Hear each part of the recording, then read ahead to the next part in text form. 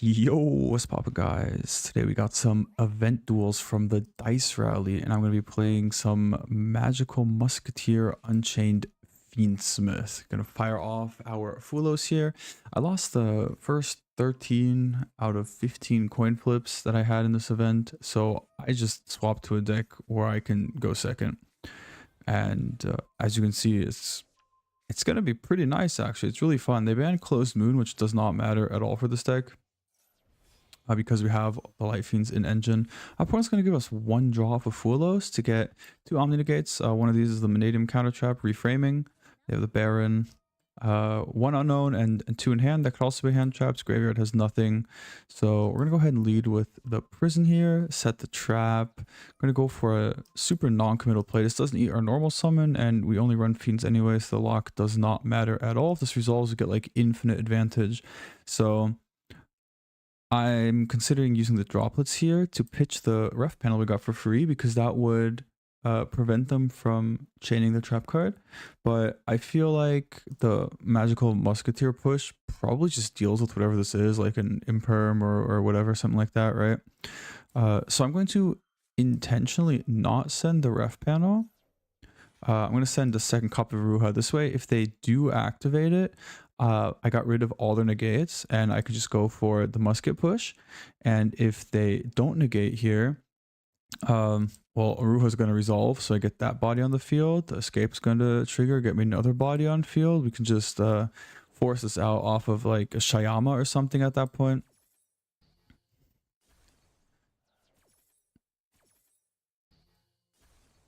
And then we get to normal the guy. Unfortunately, we don't have a spell trap here. But Max is going to go ahead and summon out two muskets from deck because they control, here we go, two spell traps. They have the back row and the field spell. So they're pretty much forced to use their droplet here. And that means I just go into Requiem. And yeah, this kind of just clears, honestly. Equip this and the Baron. Yoinks. And now I'm going to opt to go into Yama here because Desiree Pass is kind of mid, but with the Yama, I can get infinite bodies off of here my escape, giving me a pop. I have another guy I can summon out for free, the Sharvara, and then I can go into the blue dog here from the extra deck. And that just gives me way more disruption. And I get to keep the Fiendsmith stuff in graveyard for follow-up. So next turn, I can just bring all these guys back, summon everything out, and then just kill them on the follow-up. So when they see me getting all this advantage here, they're going to go and surrender. And once again, we're going to be going second here. I super grief this game, so hopefully you can learn from my mistakes that I made. This card is limited to one in the event, I'm pretty sure, so I'm kind of sad that they just have it. It feels great, man. And I'm going to go ahead for the Super Poly thing. They have an unknown set. They have the Monster to get off the Phantom Ubel. And I top deck Link into the Brains. This is the most goated card ever. I get to special a guy from hand. Link using monsters I control, including that monster, right? So it can be just the guy, go to Link 1, or it can be multiples to go into like a Link 2 or something. And my opponent cannot negate it or activate cards or effects. So it's the same as Branded Lost or the Alistair field spell thing. And this gives me so much advantage because Max here, I get to actually add back row because I am playing them, and these will just check everything they have, right? Like we have the Last Stand for their back row, we have this to pop a face up, I have this to negate his Phantom of Ubel, and I still have my normal summon, so we're super fine here. I'm just gonna go ahead and negate this, activate this in this column so we can bring out a spell trap. I'm gonna go ahead and pop the Nightmare Pain. I don't want them to have like the effect here, like the recursion and the battle damage taking and then the focusing and everything. I just want to get rid of that. They're gonna attempt to use this negate, but they're negated, so it doesn't matter. This is also why I had to use this early, because it tributes for cost. Now you can go for Yama. Go ahead and grab an Unchained Go for the Requiem here. And you just go for our Fiendsmith line here. Now, unfortunately, it only gets to add monsters. Otherwise, I could have added a trap off of that. That would have been pretty nice. And now we're going to go ahead and equip here. And we're going to send this thing so it doesn't get to trigger. And we're going to use the red dog. And since they just bring this back, I'm just going to eat this instead of the Gandora. Go for an access code here. And unfortunately, I am kind of low on time. I'm going to go ahead, pop the monster. United we stand. Now, if I'd summoned out any of these cards, I would have had lethal off of this one hit using United we stand. So I probably should just sack the droplets, honestly. I have the last stand to check their last card here. Yeah, so we're gonna go ahead and summon this out. Not sure they didn't just summon it in defense position. Yeah, the droplets plays around them having the Spirit of Yubel in hand though, so at least we've got that going for us. Get to swing for a ton of damage, but now unfortunately they get another dude, and they take no battle damage from battle zone of this card. It doesn't get reflected, but they have like the burn attack thing here, and here I'm kind of panicking. Yeah, I could kill them with Lacrima if I was running it, but we're only on Desiree, and I'm about to just time out here. So I'm triggering all these shenanigans real quick. I'm gonna pop this to clear their last back row. And this is a mistake. Well, first of all, we could have gone into Desiree off a sequence if I had the time. We also can then go into an Abao if we wanted to. And the Shayama should most definitely pop the Eternal Favorite, because now they control Yubel, and they just have to pitch any card to super poly off my entire board. And this thing gives them a free discard as well. And whatever they have in hand could now just be a play. So that's really unfortunate here. We're gonna set this at least. Not really sure they left us a monster. I guess they want to burn us and banish it. And now we draw a dead card. Fortunately, Shayama can pop this, summon this out. Unfortunately, we are still kind of low on time. And here, I think this is a misplay. I think I should have sent the face down and just used Desiree to negate the Yubel to just swing for game over it.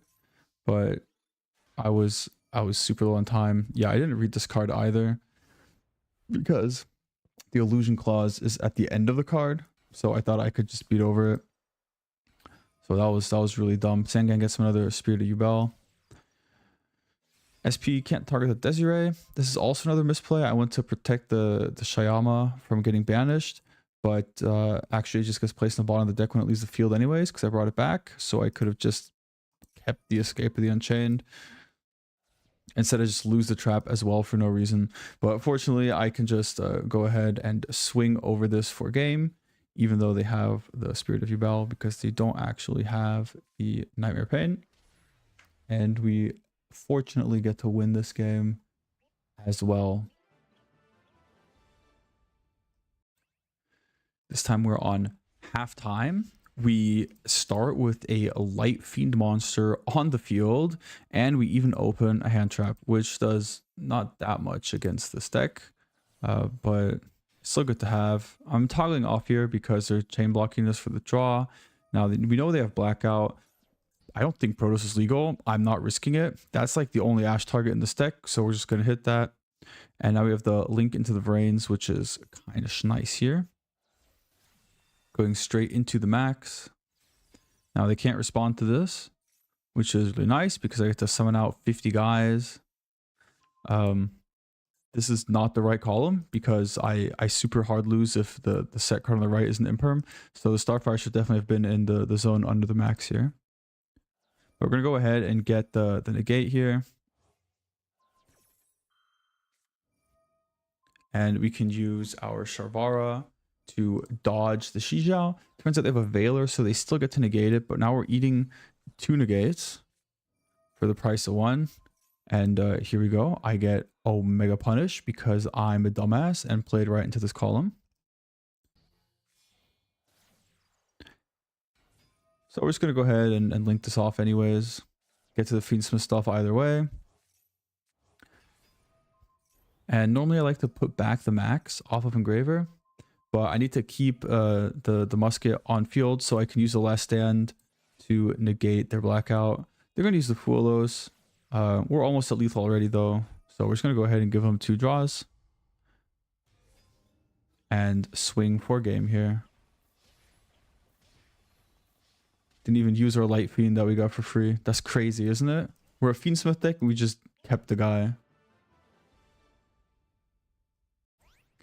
Here we get to have a pretty nutty hand with the 2 breakers. We have the Shavara plus the Escape, and we have a Magical Musketeer. Our opponent's going to be on Heroes with the free Gem Knight Ruby. Doesn't really do much, especially not for this deck. I guess it just gives them like a bit of piercing. So they're going to be comboing off here. I get to watch the cutscene combo. Not really sure what heroes are going to be making this event. I'd assume they banned the floodgates, so it's probably going to be like a few pops or something. And probably the dark hero negate.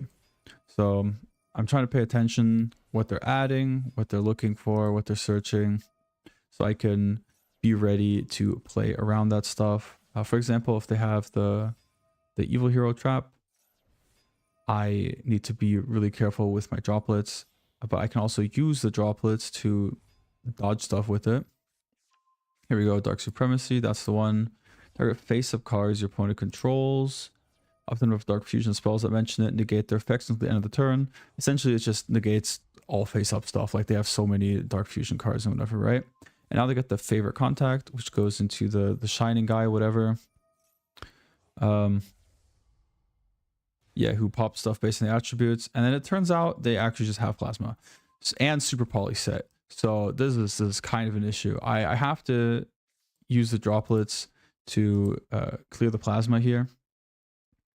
Or like dodge whatever, right? And then negate it or whatever. Possibly should have changed droplets. The problem is they can just Dark Supremacy me here. So I'm going to droplets here anyways to send this. Even if they go for the negate, I still get to dodge and I have all the cards, or they're just cooked anyways. They do let me negate this. I summon 50 guys and I play straight into the Super Poly. Is what you would think, but I think they can only summon heroes or whatever. So they now have a DPE. And they're going to go ahead and Ash the cast bar. Now I'm going to go Favorite Contact. Fortunately, like, we've already got 2 of the guys get triggered here. So that's kind of the dream, right? And they're going to go and pop the last dude. They could also just pop Starfire before it triggers. But I guess they really wanted to get rid of this guy. I mean, he gives me follow-up, free draw and everything, right? Yeah, my Starfire triggers. And they're going to go ahead and pop. It's going to be 2 cards because there's a light and a dark on field. I still get to summon out my Calamity here. And I'm going to go into a Requiem. There's only 1 card left, 1 unknown that I have to deal with. Engraver's going to go ahead and send the DPE now. Now it doesn't get to trigger at all. This thing can't be destroyed by card effects, but I can just link it off and whatever, right? It also can't be returned to the extra deck. Yeah, so I'm going to go ahead and do some of these shenanigans. I'm just going to take the guy so I can just beat him over the head with it. And they're going to surrender instantly. All right, then let's go have a look at what happens going first. We get a completely worthless Wetlands here. Our opponent gets basically Pot of Greed if they're running continuous traps. So I'm going to just go ahead and set the field spell because it's a face down card. I can use to summon a Ruha. That's going to let me summon Shavara, get the Sarama out. I'm going to go into a max just to get more Light Fiends into grave. I'm going to be putting that back off the Engraver anyways. Start it out to play around a possible Imperm or something. And now we're going to go for the Yama here. And the point of this is normally to get a Shrivara, so you can dodge Imperm, but we've already used it. So, yeah, if fortunately just hit this anyways. That means we get to go into our engraver, link these guys off for sequence, and that's gets the resolve now. So we get to make our Desiree. Make sure to always put back your max as well from the graveyard, so you can have it for your follow-up turns. And we're going to go for the Unchained Soul of Rage as well as the Escape here, with the Yama engrave as well. Now, unfortunately, our last stand is dead. At least we have the live Ash Blossom. I'm going to go ahead and hit the Life Twin home. This discards and it gives him a free special summon.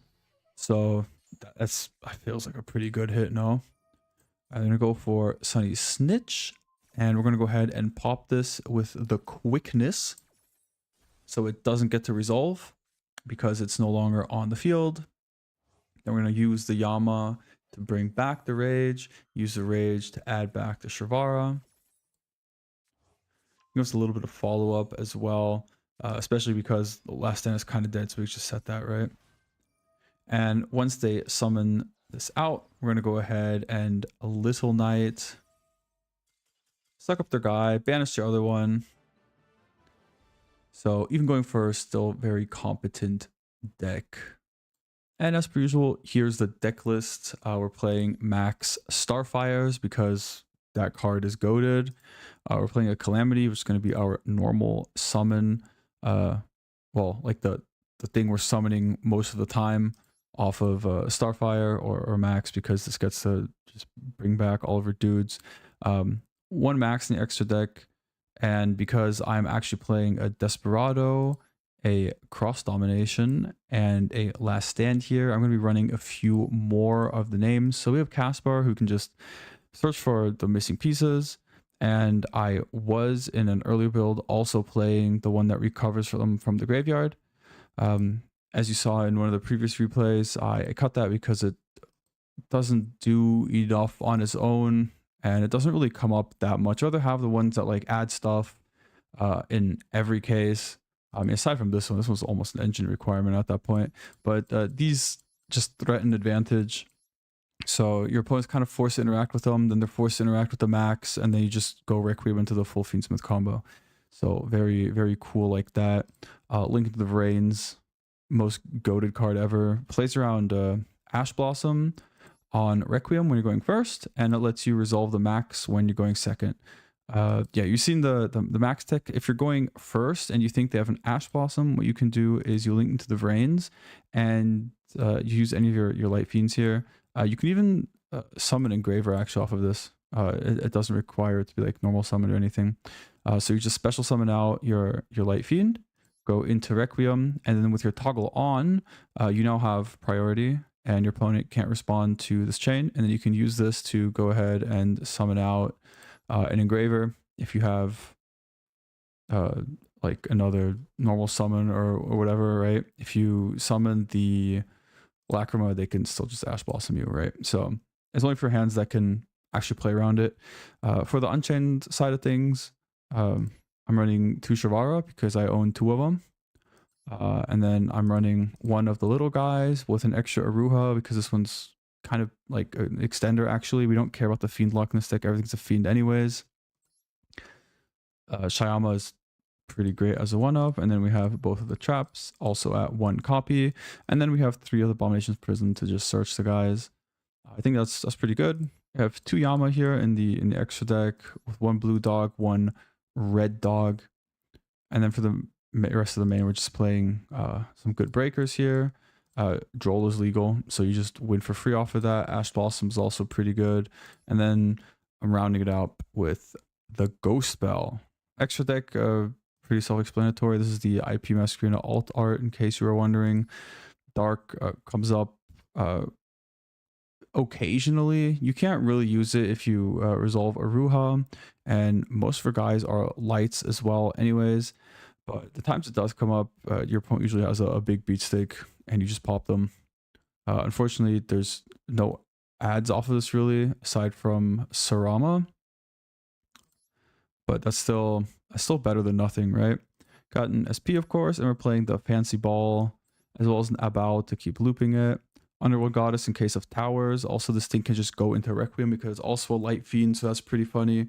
And we have the Axis Code as the Soul of Anguish primary target to go 4 kills. All right, hope you guys enjoyed. Be sure to like the video, comment, subscribe if you haven't already, and join our Discord. All right, see ya.